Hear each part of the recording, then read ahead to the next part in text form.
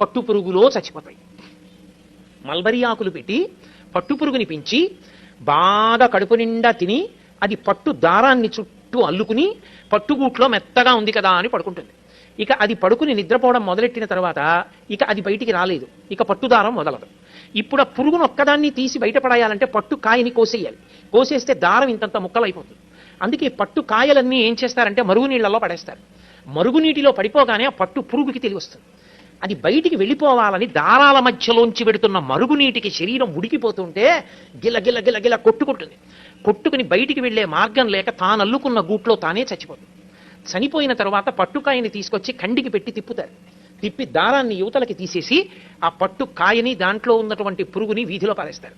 ఎంతో హింస ఉంది ఒక పట్టుపంచలో.